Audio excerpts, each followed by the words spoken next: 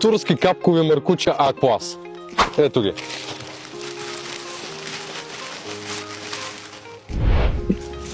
Ако си търговец или производител на едро, ще ти направя голяма отстъпка, директно от вносител. Сега ще ви дам малко повече информация за маркучите.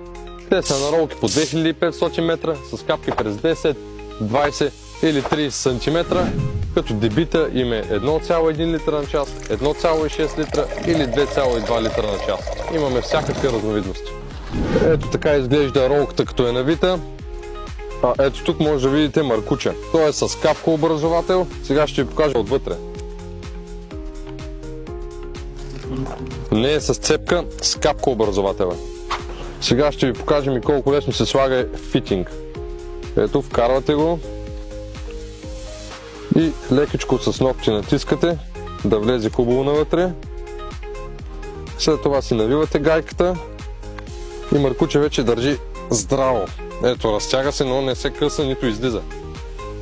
Държи здраво.